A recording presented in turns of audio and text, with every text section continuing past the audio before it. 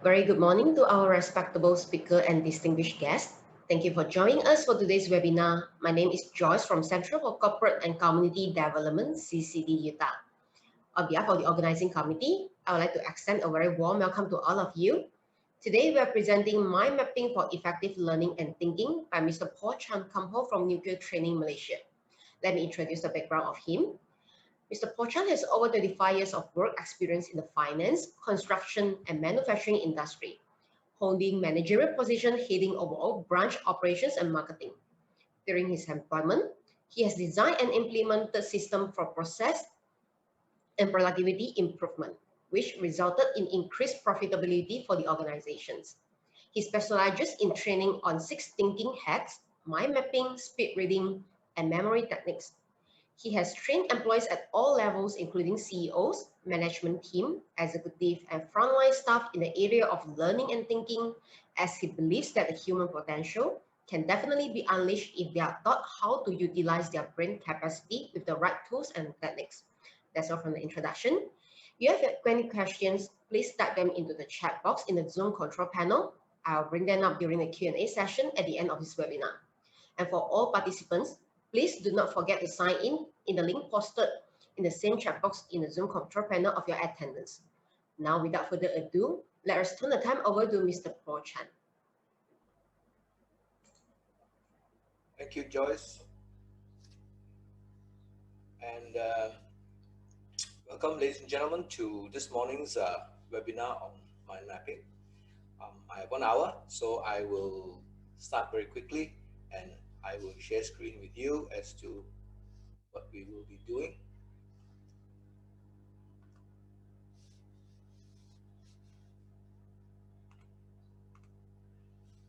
Okay, can everybody see? Josh, you can be able to see my presentation. Good, thank you. Yeah. Let us begin. I have 3 parts that I will share with you, ladies and gentlemen, today. Why, what, and how. Okay, why mind mapping for effective learning and thinking, of course, and what actually is mind mapping, and lastly we will do how, what are we going to apply mind mapping for. So let us begin very quickly. Although we don't have much interaction within the context of webinars, I will try as much as I can to be able to answer your questions later on. Well, how did I start mind mapping? Well, this is my daughter. When she was in standard 5, she came back and she said, I failed a subject in math. And then a month later, she came back and said, I failed another subject, a test in science. And I thought, hey, what's happening? How can a young child fail in subjects like this? So at that point in time, that was about 20 years ago, I started to look at how, was there any tool, was there anything that we can be able to use to be able to assist us in our thinking, in our learning, and things like that. And I started to search, and we found a tool called mind mapping. Is it true? Does it work? I spent some time reading up the books that was written by a man called Tony Buzan, and later on we got certified. And ever since then, we have done quite a lot. We have been doing for governments, we've been doing for schools, we've been doing for children, corporations, and mind mapping is a tool that will be able to assist us if we can be able to do that. How I wish I had got to know of it earlier. So let's see what we have in mind. The creator of mind mapping is a man called Tony Buzan. This is him. This picture with him quite some time ago in Singapore.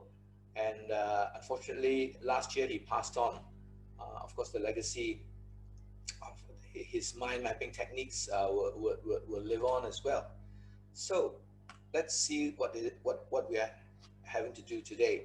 Now, if you look at this, this is actually a cross section of a human head, and an actual human head being cut off cross sectionally, and we can be able to see these parts of the brain, and this is the cortex where our brain cells are. And if you look at what I've written down there, it would be those, how many zeros there are? There are 12 zeros, and we call it a million brain cells that we all have, each and every one of us. And what do the brain cells do? We easily called it 10 to the power of 12 of number of brain cells. Is that a lot? That's quite a lot, isn't it? And sometimes when we learn things, I like to use comparisons. If not, then how do we know what is a lot and what is not a lot? And so here, let's see what we have. Now, I said that we had a million brain cells, or let me just go to my pen and I'll just write out some things for you guys.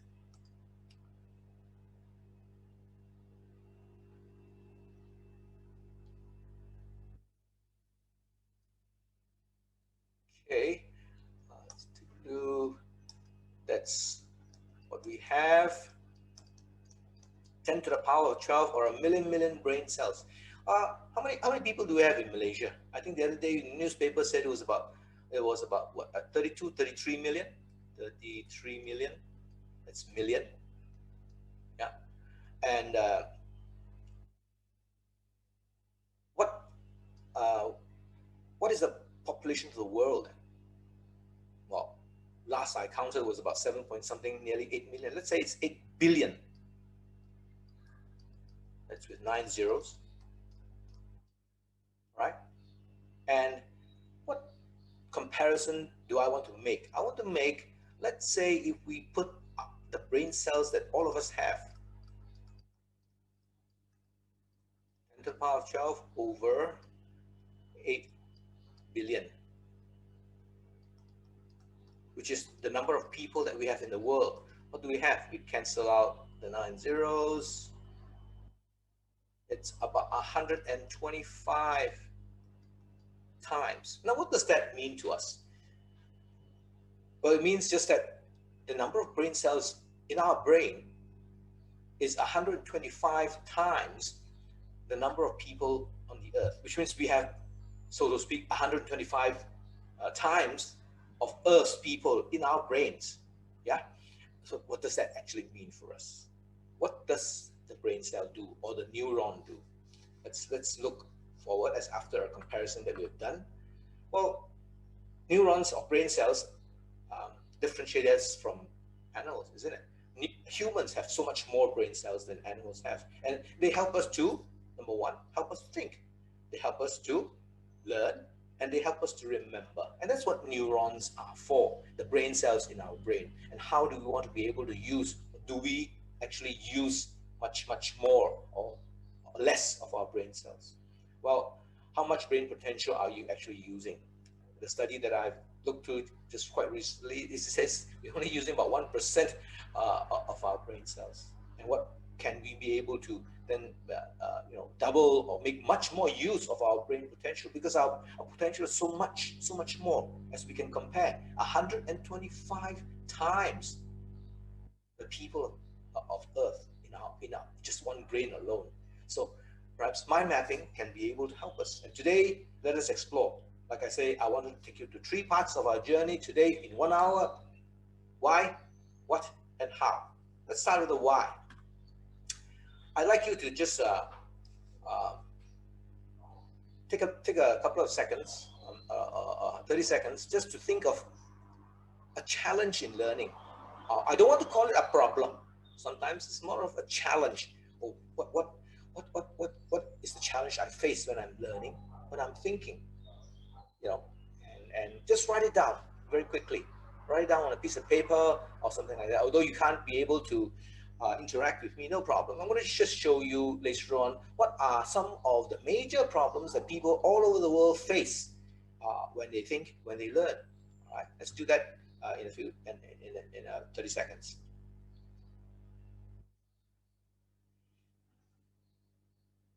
It's a keyword. For example, I can't think of what to write. Could be the problem, because I can't come up with anything that I can be able to write as a challenge. That could be the actual problem in itself. And so we can be able to see from here what we want to be able to do. Let's see. Learning thinking challenges. If you have concentration, one of the things that a lot of people would say in what their challenges are. Because if you are assigned to read something and decipher something, whether you're a student or whether you're working, concentration is one of the issues that we face as a challenge. For example, if you're supposed to read this book, after half an hour, you're still on page one. That's concentration. How then can we be able to concentrate? What about boring? When we want to be able to think, when we are able to learn, and we read a book, it seems to be very boring, right? And when it's boring, what do? We fall asleep in that sense, right? So some of the challenges, some of the major challenges that people face all over the world. What about this one? Slow reading. One of the things that we face as a challenge would be we have lots of material to read, but we've only got this amount of time. How can we finish it off? And we read so slowly. You know, Malaysians read as roughly on the average about 150 to 180 words per minute, and the United Nations treat functional literacy at about 400, and that's a little bit high for us as Malaysians. You know, and slow reading puts us to sleep as well. Remembering. Well, one of the most important things is in our lives is to remember, isn't it? To be able to remember what we did, what we're going to do, and so on and so forth. What we studied, what we learned, what we thought about, to be able to remember. And that's a challenge. How do we want to be able to make that? No time. Everyone has 24 hours, but sometimes we just feel that we have not enough time. We want to be able to make full use of our time. And this is a challenge that we have got to do. And perhaps one of the most important ones that I can be able to list down would be understanding. Understanding is one of the issues and challenges that a lot of people will face. I read it, but I don't understand it. I see it, but I don't understand it. I think about it, but I don't understand it. And so understanding is one way that we need to be able to look at our challenges. So these are some of the challenges a lot of people around the world face today. And what we're going to do about it, and what can we do about it? Because here, number one, we talk about the potential of our brain, as if we have a million brain cells, and brain cells helps us to think, remember, and we can be able to use that potential. How then do we use it? The first thing that I'd like to share with you very quickly would be association. Association, now we are in the football season. I know a lot of us would have watched football last night. I might be a little bit sleepy, but this is not football association.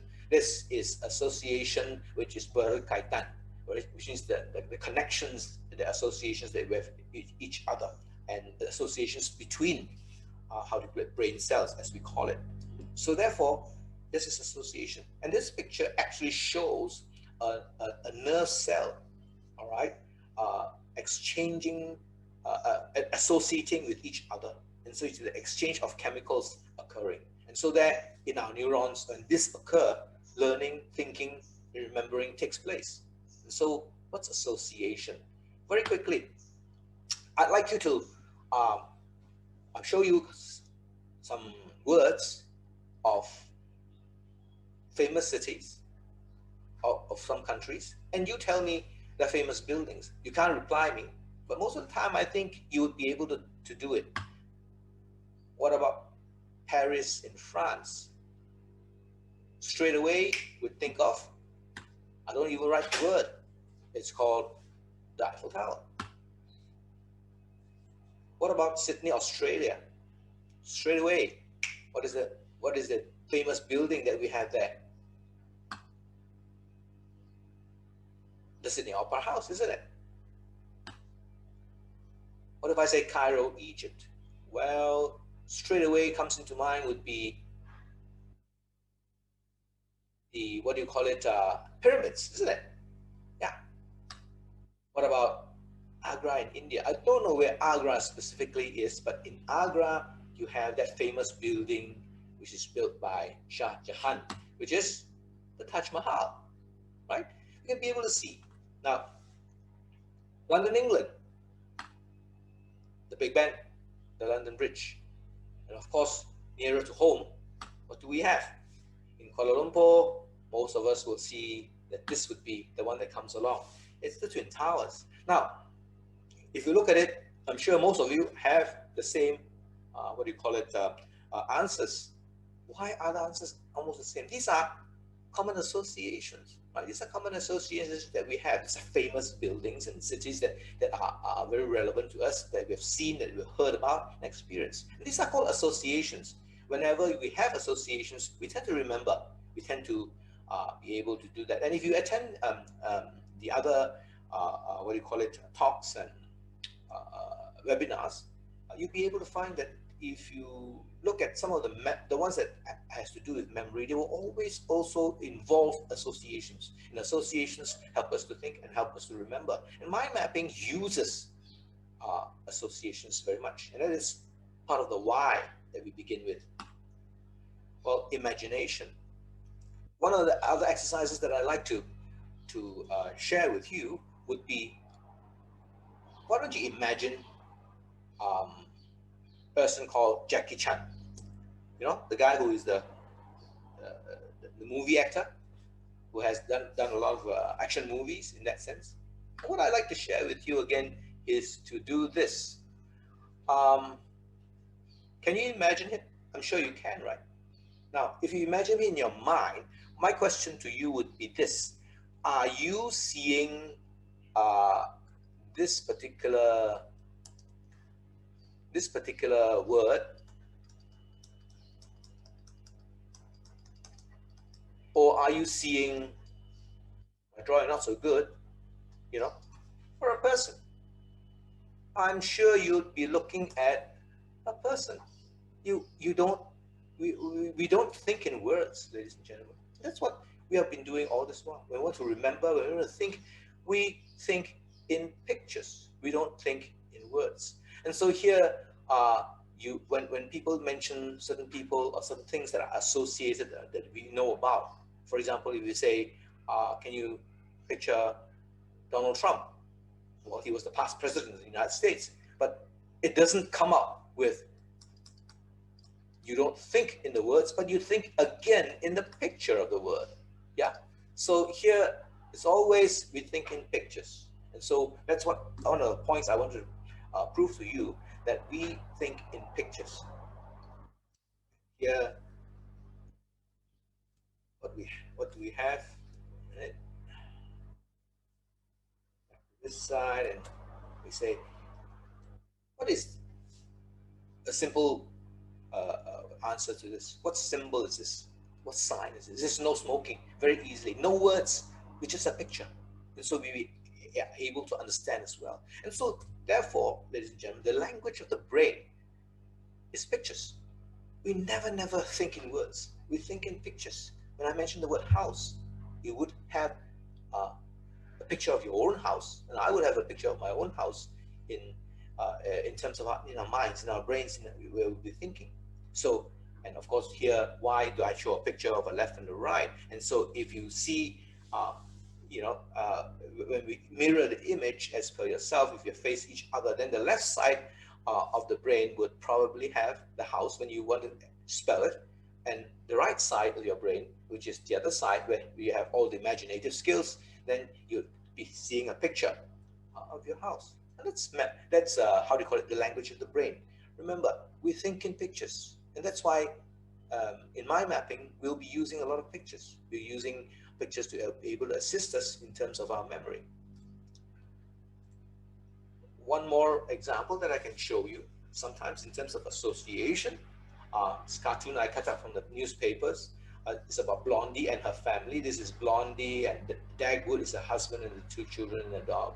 And this morning, the wife Blondie calls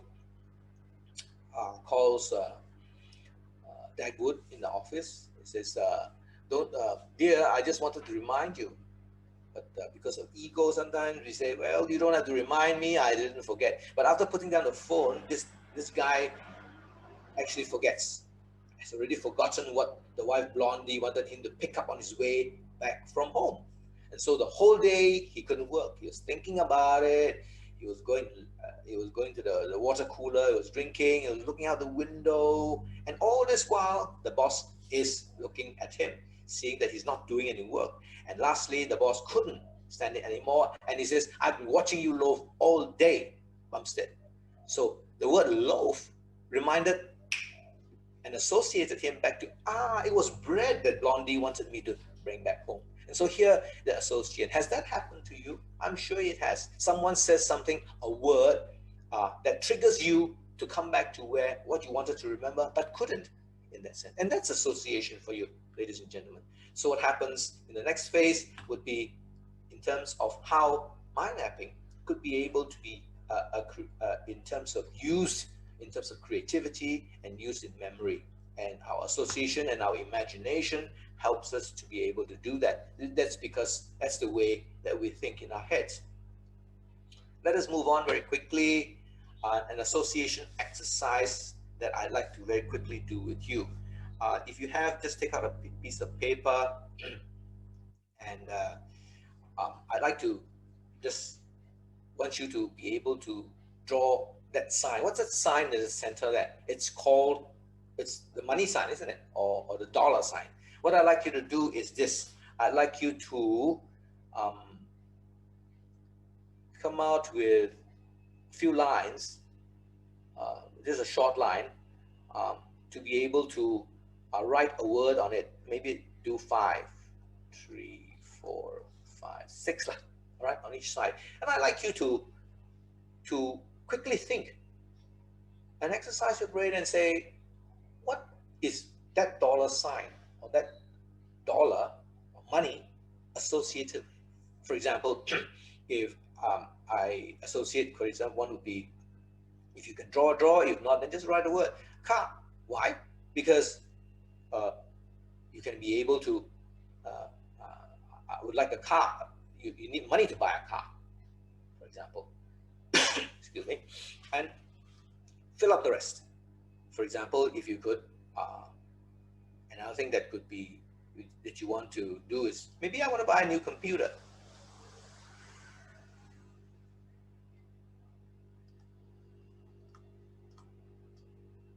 I'd like to buy new shoes.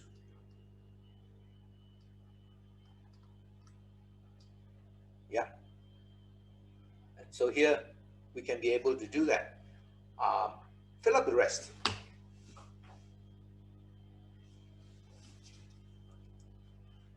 What else?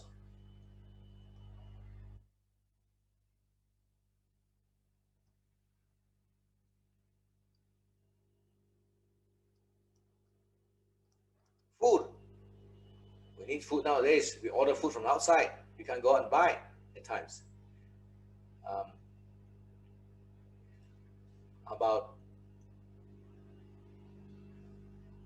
well, to buy a house. All this needs money. And here we can also have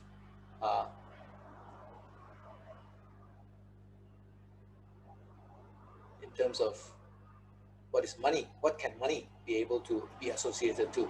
It can be associated to education. Excuse me. So these are the things that you can be able to. Now, your brain has so much potential. You don't have to stop at 6. You could do 100. And this is what we call the flow aspect. Right? But if you want to branch out in terms of the flow, again, say for example, what is the next thing that when you think of a car? Probably what type of car you want to buy? Ferrari, perhaps, right? And what is the next thing that you think of a Ferrari? I always think of it as red, because a red Ferrari is always in red. And next thing what you want to think about is perhaps chili, because chili is always red. Now what happens here in the flow event is that one after another, we want to be able to have our link or association. Has chili got anything to do with the car? Maybe not. But however, the association with chili is just basically one bag, which is associated with what is red. Red is associated with Ferrari. Ferrari is associated with the car. And so here, this is what the basics of fundamentally of what mind mapping is about. So this is an exercise in association. just like to just share that with you very quickly. We want to move on into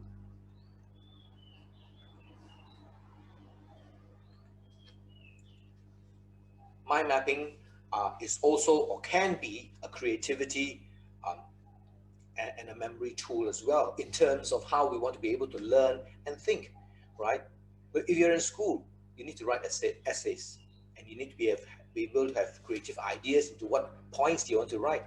And we need memory in order for us to study for exams. We read the books, we study our notes, and we want to remember that. Whether you are in school or whether you are working, we need both of this to be creative and to be able to remember.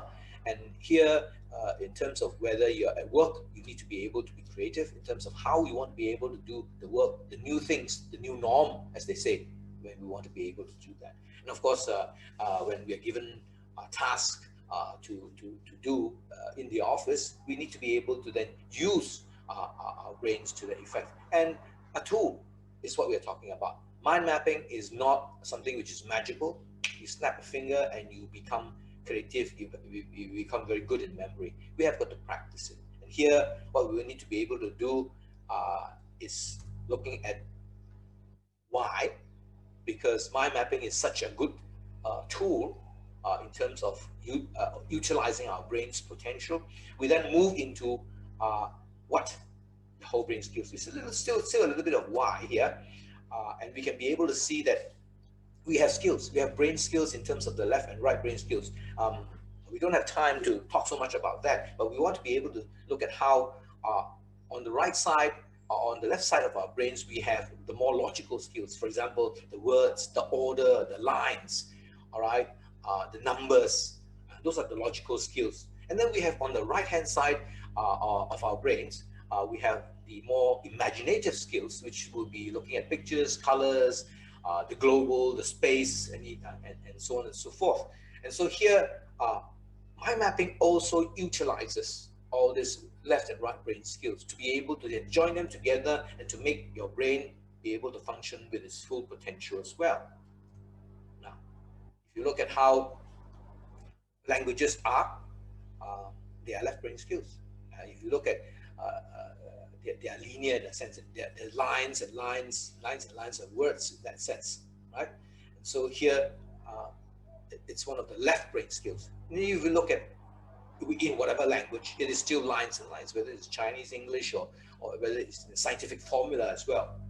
And then what we want to be able to do is now comes to the what is the definition of a mind map. What is a mind map? A mind map uses our whole brain skills, which means we can be able to use the full potential of our brain by utilizing our brain skills in terms of whether it be logical skills that we have in the left side of the brain, or the right side of the brain where we have more of the imaginative sides of the brain, right?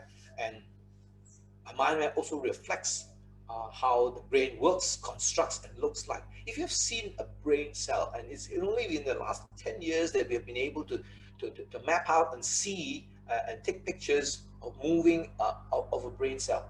A brain cell has a center, which is the nucleus, and it has branches that sort of like creeps out and to be able to join to branches of other brain cells. And that's how a mind map also looks like, right? And we're going to see a mind map in a short while. And it is also radiant thinking, ladies and gentlemen. What is radiant thinking? Radiant thinking is not thinking in terms of just writing out the words left to right, right to left, as all the languages go, or up down as some of the languages in the world do, but it's at a center like the brain cell, expanding out in all directions. And the only way I could think of this is just I use a little bit of this toy, and we can be able to just expand it in this manner in all directions.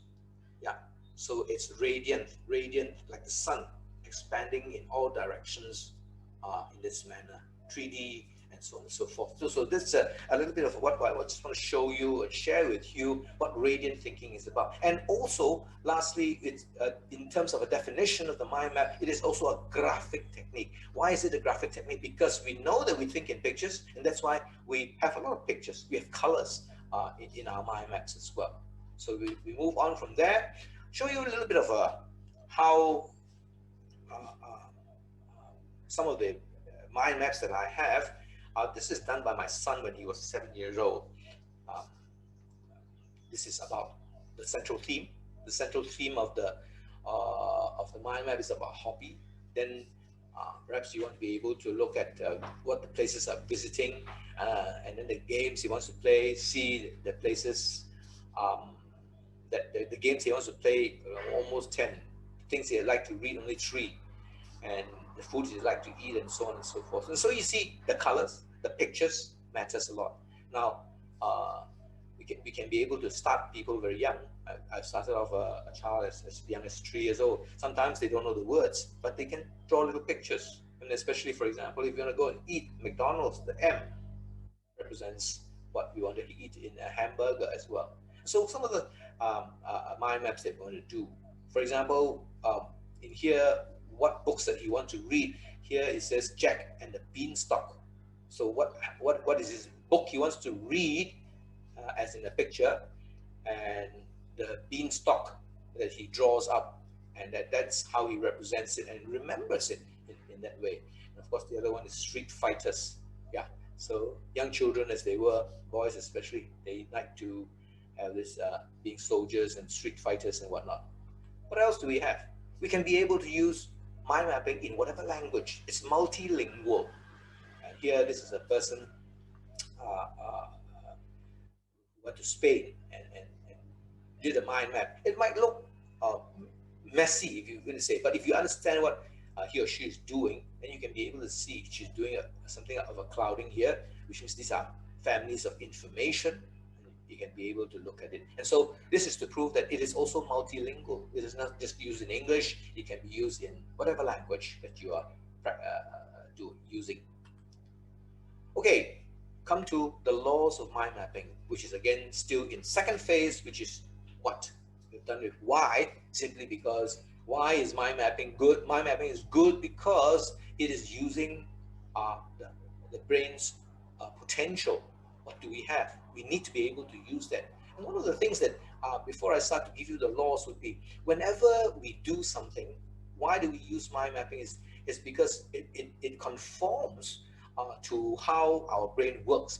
For example, if you look at the fact or how you want to be able to rub a cat, some of you who are pet owners who have a cat, if you stroke the cat along the lines of its furs, in the direction of the fur, they like it very much. But try to stroke it the other way, against the fur. What does it? The cat does not like it.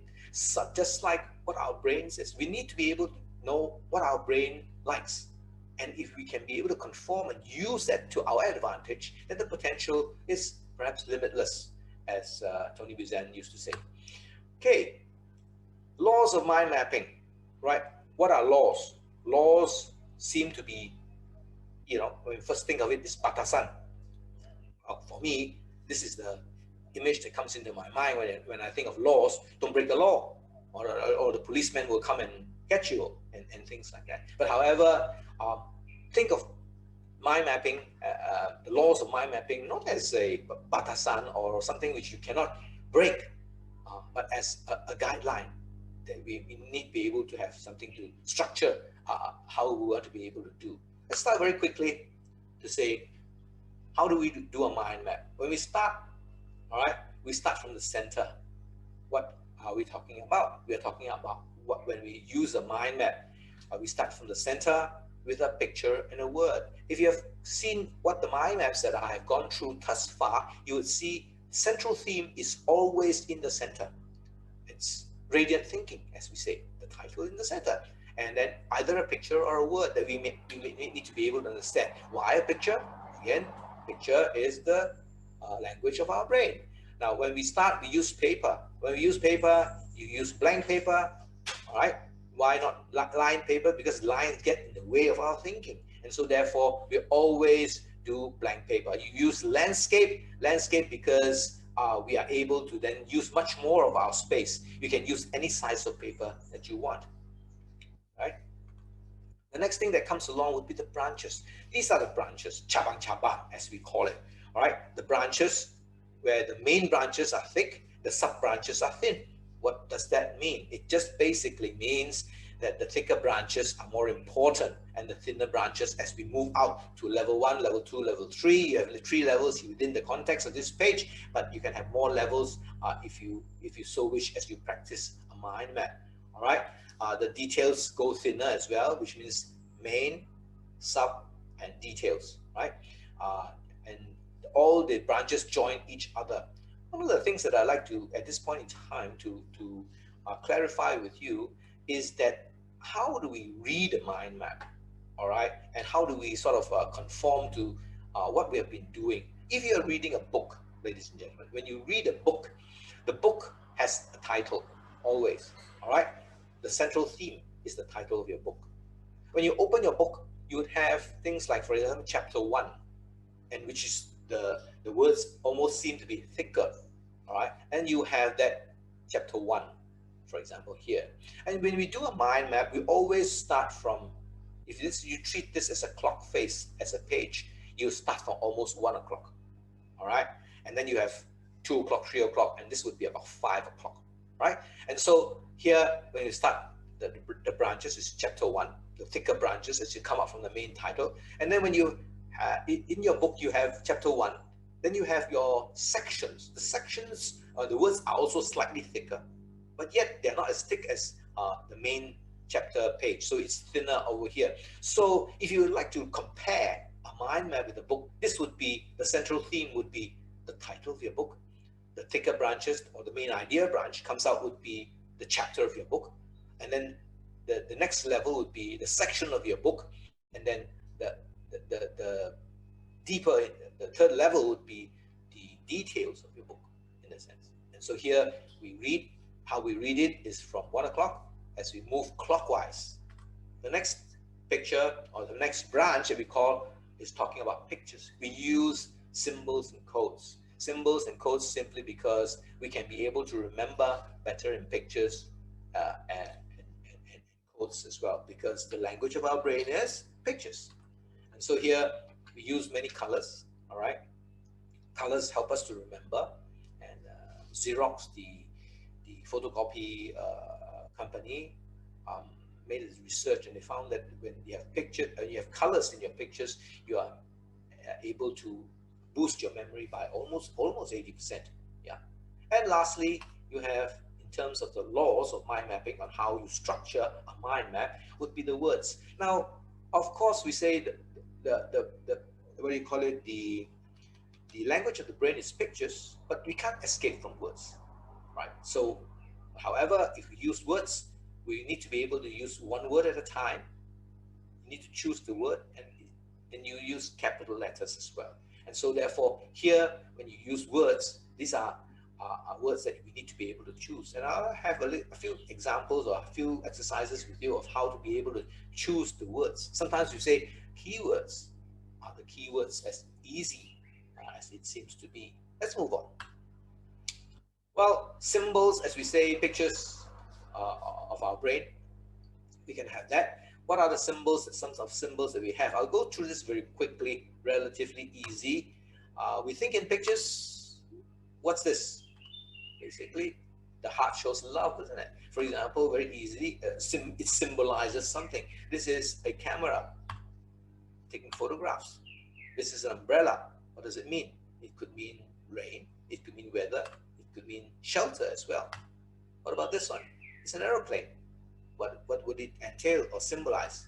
Perhaps flying, perhaps airlines, right? A clock, representing what? It tells the time. A computer with the @ sign there, well, basically it's an email. This one, without doubt, is a hat of a person. And we remember that who wears this? It's the guy who cooks, isn't it? It's either a chef or a cook. And without further explanation, even within the context of this would be, hey, the, how do you call it, a cake with the candles on it. It's what? It's a birthday, yeah? And so here, we think in pictures, easy pictures that be able to symbolize what we want to be able to mean without even writing the words. And it helps you to remember so much more. I took this in a, what do you call it, what do you call it, stops on the highway. and they say what you could be able to do and what you not supposed to do in the toilet. It says tandas bese kesehatan terjamin. What you can do, they do it in pictures. They also do it in words. Why do they do that? Because it's easier to understand. Of course, I took a little bit of offense to number 2 here. It says ke arah yang tepat. So I look there. It's telling people to go in the right direction. I don't know what the ladies one look like, but however, this is what the men's one. I took a picture of that. And so here, a picture speaks 1,000 words. I move on to very quickly to this. What do you see? Basically, it is a brain with some drawers. All right. And so within the context of that, what I want to share with you in this picture is basically to say that, hey, we think in categories as well. How do we remember things? If we have a category, we can be able to remember. And mind mapping helps us to do that as well in terms of categorizing information. Yeah. So here, the brain has some drawers inside there. When some drawers are open, pictures are coming out. And that's just to show us that, hey, this is a drawer that puts something in it. Whenever we use a computer, we use our computer, we finish with the document, we keep it, isn't it? Where do we keep it? We keep it in a folder, ladies and gentlemen. And why? Because if we keep it in a folder, we remember it better. Why do we remember it better? Because we can extract it easily. Example, determine the topic. If you look at this side, the green one, referee, scoreboard, clock, fans, basket, players, and coaches. What's happening? What would be a category, a word that you can use to determine it? And so we'll say, hey, games. But I would say it's basketball because of the baskets, right? So here we can categorize it into some information. Now, encyclopedia, index, dictionary, atlas, bibliography, telephone directory. What is the word that can be able to determine the topic? I would say reference material, right? Reference books in that sense. And so here is an example of how if we categorize the information, then we can easily remember it much, much better. Yeah. We move on to keywords. Keywords is very important. These are the keywords that we want to be able to do. Very quickly, what are keywords? Keywords or kata kunci, as we say, the definition, it's just helping us to understand information. Yeah. Usually keywords are of nouns, right? When nouns happen, it will be people, places, and things, verbs, and others as well. There's no right or wrong way of choosing a keyword in a mind map. We need to be able to decipher. And how do we then know what is the right and what is wrong? Some people ask me, if you don't know what is right and what is wrong, then perhaps it'll be hard. So I give them a 4th branch. It's useful after some time. What I mean by that is this: if you do a mind map and you pick the keyword to be able to understand it, because here we use keywords only. We don't want to use other words. And I'll show you non-keywords in a little while. And we say, hey, if I do a mind map and I come back and I watch the words or the pictures and I don't understand it, then I might have chosen a wrong keyword or a wrong picture to be able to help me decipher or to remember what the word is. Yeah. Non-keywords, prepositions, conjunctions, articles, adverbs, adjectives, and these are examples of it. Then you tell me, oh, so many things, how to remember. No need to remember. As long as you see a word by itself, does not mean anything. It's a non-keyword. For example, in what? It has to have link onto something in the house, in the room, or whatever it is. Because what? Because it is a good point, or whatever it is. And all these things by itself has no meaning, and therefore they are non-keywords. In mind mapping, we don't use all these things. For example, adjectives: very handsome, or exceptionally handsome. You know, we don't need the exceptionally handsome, and it's handsome in that sense, right? And so therefore non-keywords are very easy. Anything that is by itself has no meaning will be there. For example, if you say Paul, Paul has a meaning. It's a name of a person because it's a pronoun, and therefore you can have a proper noun. Then you can have Paul. What is his age? What does he do? And so on and so on. The branches go up as well. So our categorization. Right. Main idea: 1 or 2 words that describes the meaning in a sentence. So what happens is this. I'd just like to show you very quickly one other thing. if you have a pie chart, for example, you have a pie chart, uh, and we say the whole thing consists of keywords, yeah, right, this whole thing. But within the keywords, there are main ideas, right? And so, uh, with main ideas are also keywords. That's what I actually want to mean. And so within a part of the keywords, you have main ideas. So actually, when you choose main ideas, they are also keywords as well. And so therefore, I have a little exercise over here about the main idea and the keywords as well. I give you these two sentences. The little girl with the long hair is my sister.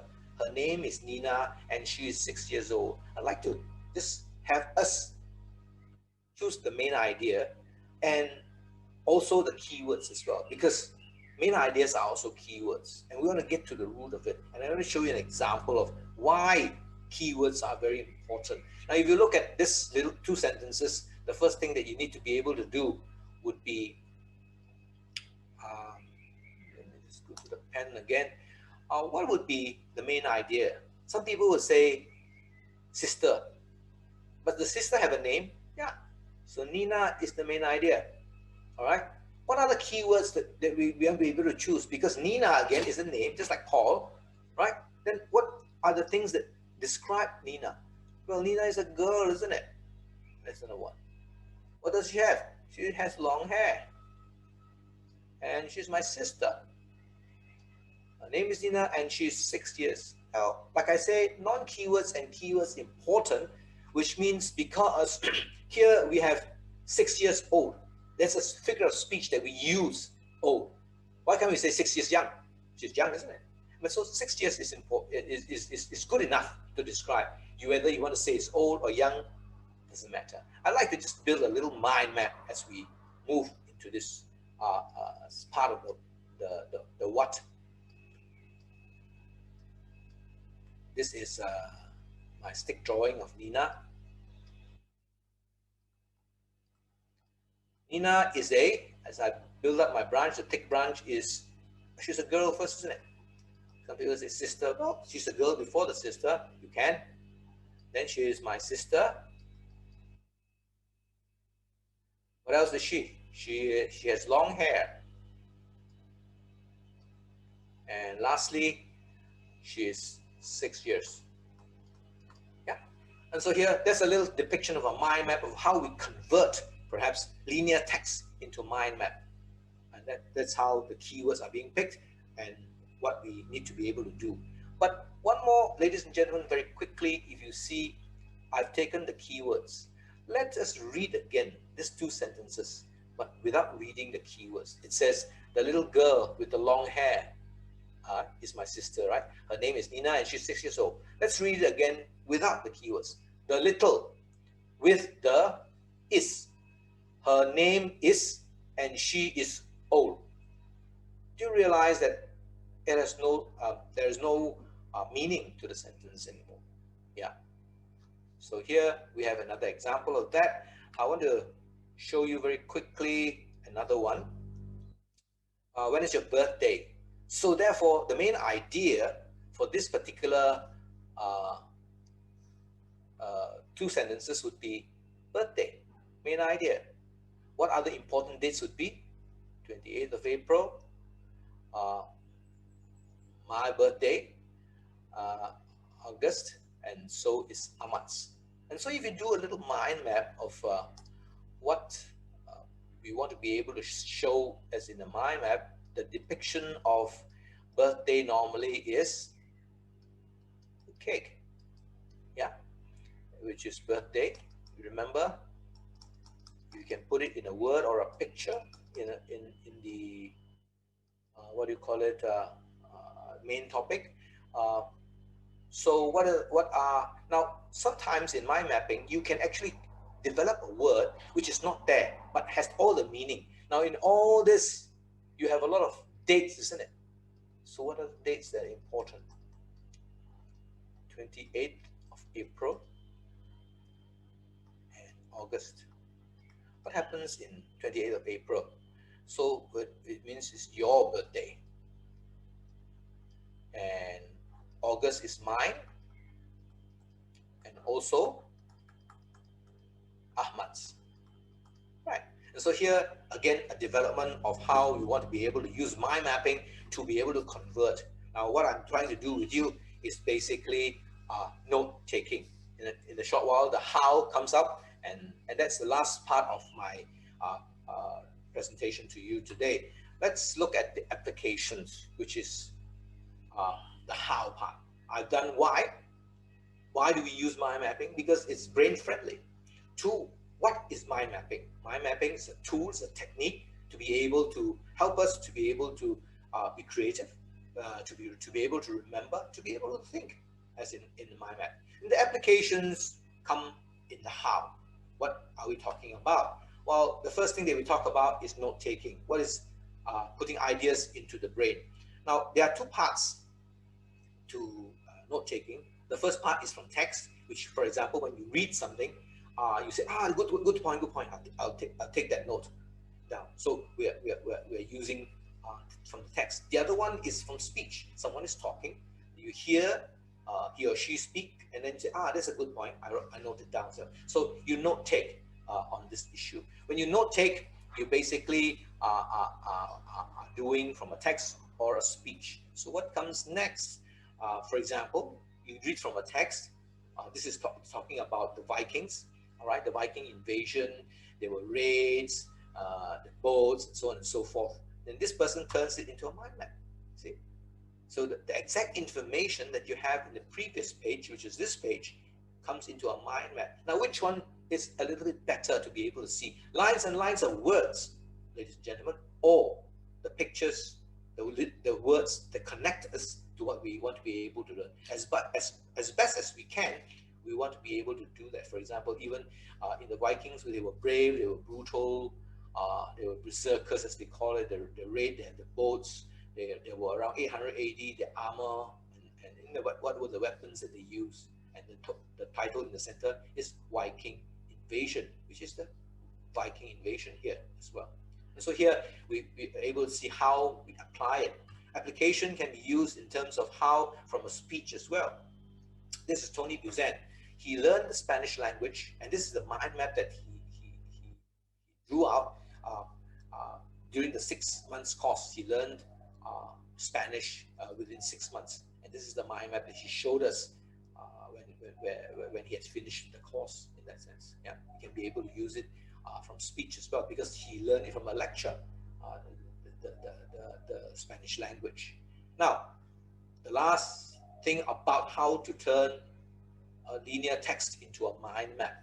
All right, and so I've actually done it before, which is what was the two what they call it, choosing of main idea and keywords that I've done with you, the little passages that I had.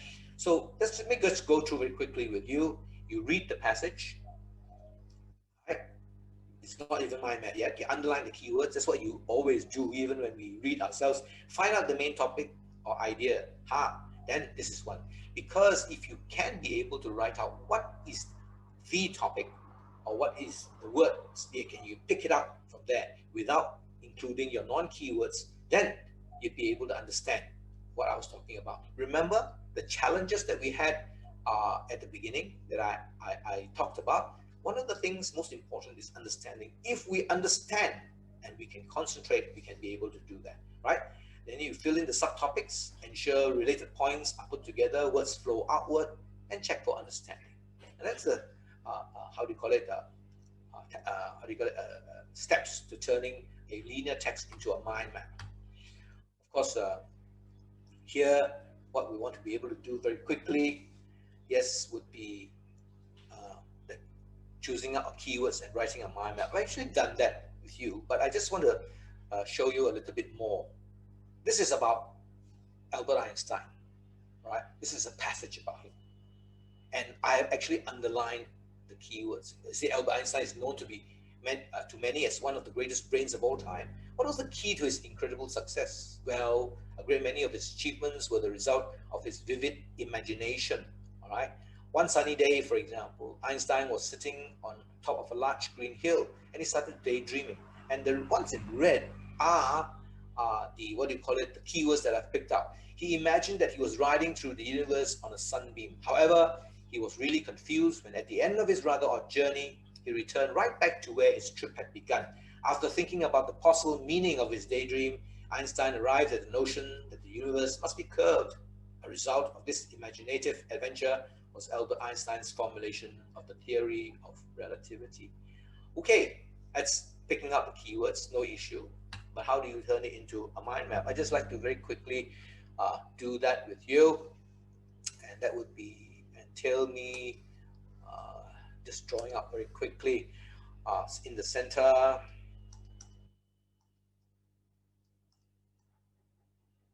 Those of you who know who Einstein is. Einstein's success. What happened? Depended on his imagination.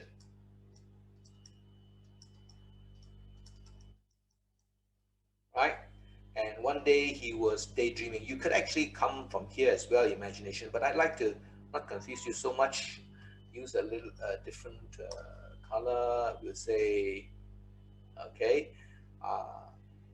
we had his imagination, and he was, no, so sorry, he was daydreaming already. We're done with imagination.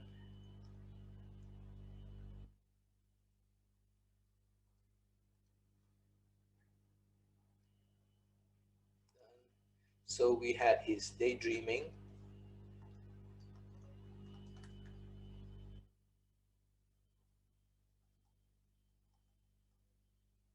His daydreaming that he was riding through the universe on a sunbeam, right? And then he returned. Then he returned.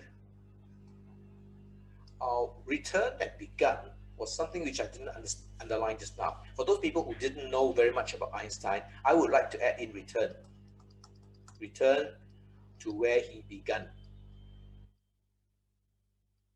And he found out that the universe, I come up from here, was curved. And with that, he formulated his theory of relativity, which involves E equals to mc squared. Don't ask me to explain what this is all about, but this is how you turn a linear text into a mind map again, right? And so here, that's what we want to be able to do in a note-taking context.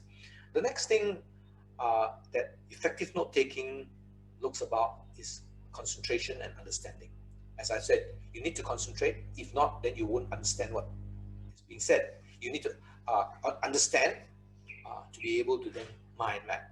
So lastly, in terms of note-taking, you can be able to review. What do we do in terms of exams? We do revision, isn't it? Review actually is to see again.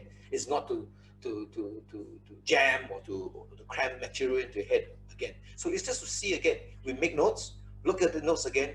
What are the notes that we are able to see from there? And of course, lastly, we have note making, which is taking ideas out from your brain. Just now, note taking is putting ideas into your brain, because the ideas never came from you. It came from someone, from a text or from a speech or someone talking. Now, taking ideas from your brain would be another issue. For example, in writing. In writing, we need to do in essays, for example, in school. In writing, we need to write reports in our work. For example, this particular one, very simple. This summer, I went on a summer vacation. I had a great time. The whole family went on summer vacation. My father, George, and my mother, Lynn, and my big brother, Todd, and my little sister, Sue, and our dog, Ruff Ruff, and our parrot, Squawky. We all went on summer vacation. I did have a really, really, really good time. Now, if you look at it, what do you call it? There was not much points into how the vacation was. This is mentioning about the family and really a really, really, really good time. Now, writing is not so simple, but however, these are some of the problems in writing that people face all over the world. I couldn't have think of things to write which is one of the challenges. I spend too much time worrying about spelling and grammar instead of ideas. I don't have enough time to write something good. Right? I was unable to have my ideas expressed in a logical manner. These are some of the problems that we have in writing. And what we can do is we can be able to use mind mapping as a thought catcher. What do I mean by that? Whenever we have a topic assigned to us, like in an essay, we have a central theme, which is the title. And then we use the mind map as a thought catcher. What do I need to write about? Top. When it comes, we just write it down. And when we have that thought ball catcher, then we can be able to then have the ideas and then come up with sub ideas and what we want to be able to write with them. So examples to them would be here. I have a photograph of a huge mind map. The world's largest mind map was done in Singapore by some school children. What they did was they pictured all Singapore was about the nation, the origin, the life, the people, and so on and so forth. See, they put so much ideas into it, and how you can be able to do that as well. This is an example of how, for example, a holiday, when, remember the 7-year-old, my son that did this, here, this is another example of what someone did when transport, friends, and accommodation, they can be able to write. Yeah. And of course, another one would be my project. For example, whether if you're at school, whether you're working, you may be able to use keywords to trigger us, taking ideas out from your brain. We have a topic, for example, I like to use, boss comes to you and say, if you're a working person, I want you to reduce expenses by 15% in the next quarter. Oh, how do we do that? You know, so there are a lot of things that you solicit the help of your colleagues. You want to be able to have ideas, maybe, you stop people from going to toilet more than twice a day or whatever it is, for example. Yeah. And so these are the things that we can be able to come up with. And of course, topics for writing, in terms of schools, titles that you can be able to use, and of course, in work, memos, reports, manuals, and brochures, and so on and so forth, you can be able to do. And here, I've completed the tree, which is why mind mapping? What is mind mapping? And how do we apply it? The two major issues to apply is note-taking and note-making. Note-taking from a text, from a speech. Note-making is from a title given to you, a project that we need to expand upon, the ideas and how to do it. And so the expected results, ultimately, ladies and gentlemen, would be when we use mind mapping, it's more brain-friendly. You have more thoughts. You have better memory because of the categorization and the pictures that you remember and the colors. It saves time because you need to crack your head over that. And learning always should be fun. And with that, I think I ended my presentation. So I will stop share and I pass it back to Joyce. Okay, thank you, Mr. Paul. Okay, now we will go ahead and take some time for questions now. And just a reminder, please be sure to type your questions into the chat box. And then, Mr. Paul, actually, we do receive a few questions from the registration form. I will post it on the chat box for your advice as well. Okay. Okay. So the first question would be this one. Are you pasting it up? Okay, I can see it now. Question. Okay, the first question would be how do I recognize the mistake I had done in mind mapping by myself? You recognize the mistake. I don't know exactly. Then question 2 is from another person, right? Yeah, correct. Okay, if I were to get you correct, well, you recognize the mistake you've done when people say, what is this? It does not correspond in your mind map. So people will look and they will find out, because a mind map is on one page. And when you're on one page, it's very easy that you can be able to see everything together. What does not link to each other, or what point does not link to each, you can be able to see it. But other people can also see it very clearly as well. Other people can be able to point out yourself. And so, as I said, the mistake, I don't know exactly what is the mistake that we are talking about, but I'd just like to say, remember I talked about how we do not need to have right or wrong, yeah, picking of keywords. And one of the things that we can be able to say, if you have picked the wrong keyword, you actually don't know what you mean in a mind map. And that could be one of the things that perhaps could answer that question. How do I recognize the mistake I had done in a mind map by myself? All right. And of course, if you're doing it from a text, you compare the text to see whether the information that you've done in your mind map is consistent with what is inside the text. Yeah, that's question one. Question two, I encountered a lot of obstacles when proceeding daily works, internal team and distraction from contractor vendor, which I cannot ignore, too frequent, else no support. I wasted a lot of time to cope on issues. How to make ourselves calm down and energetic mind all the time. Okay, maybe I do not know if exactly this has to do with mind mapping, but perhaps what I could share with you would be, when you're using mind mapping, it's pretty organized, right? When we want to say, for example, if you have a lot of internal team distractions, you do a mind map out. I've had customers who come and say, well, I'm just showing this mind map to all my team. They know, okay, part one of section one, this is the branch, and they can be able to do it. Who does what? So it's all in one picture. You can be able to then control, okay, this is your part of the job, these are other parts of the job, and then you can be able to then sort of calm down and be able to say, hey, this is organized. You do your part, and I'll do my part, and this other guy does the other part, right? And so perhaps that would be a little bit to help out to calming yourself down in terms of the order of events and the order of things to be able to do. Yeah. As one from Adrian Leong, what is the best way to remember chemistry notes?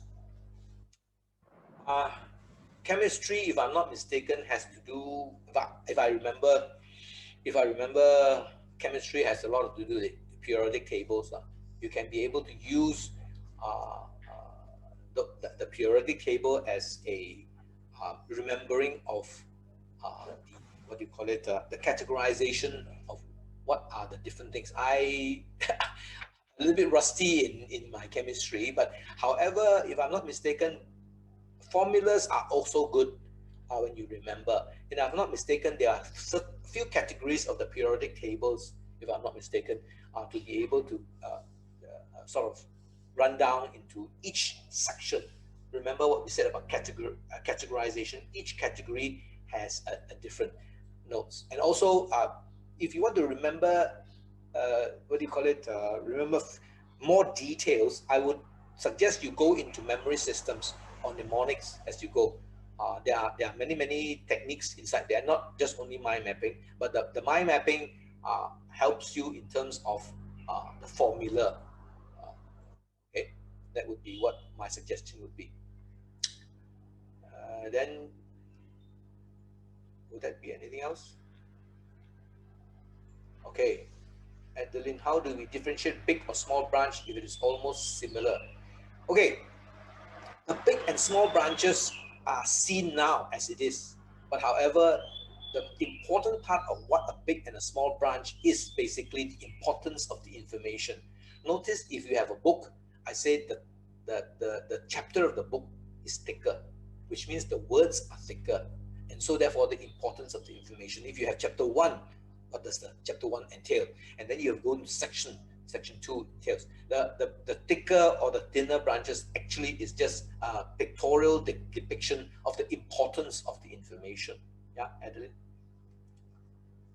One page can insert all. Yes, there's well, you need, if depending on how efficient you are and proficient you are in mind mapping, there are, okay, just give me a minute. I think I need to switch on the battery power. Something is on.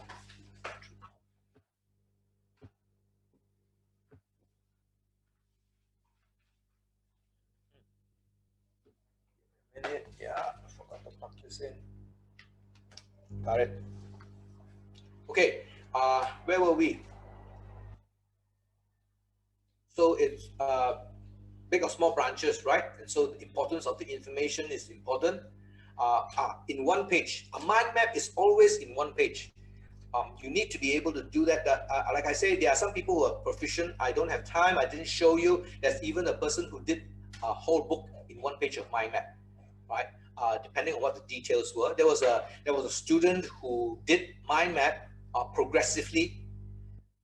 We have progressively where they did from chapter 1, and then when the lecturer goes on into chapter 2, 3, 4, it just adds on into the mind map. Have a bigger picture. And lastly, what she did was she stuck it up into the ceiling, and when she sleeps, she just looking at the mind map, and has how we go on.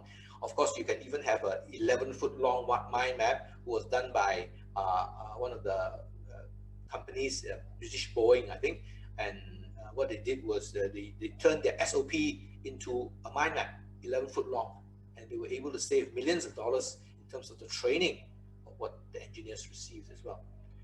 Okay, say we study for big topic, can all into one paper as you told, or chapter by chapter. It really depends. It depends on you. I think as a beginner, I don't think you'll be able to fit everything into one. But as you progress, or you are proficient in that topic or subject matter, then you're able to summarize much better. Otherwise, start with a chapter at a time would be good. Do you encourage computer drawing or hand drawing mind mapping? Why? Okay, computer drawing, which means it is a software, good for presentation, right? When people see nicely, like some of the things that I showed you just now was from computer or software, good for presentation. But if you're doing it for yourself, it's very much more controlled for hand drawing. So therefore, when you do it for yourself, when you're taking notes for longer things, hand drawn, better.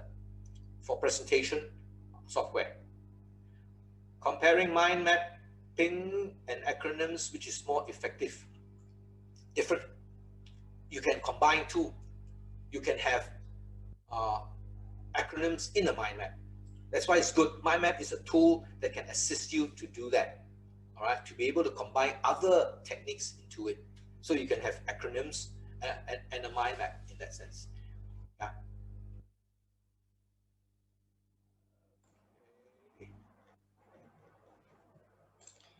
I think that's about it.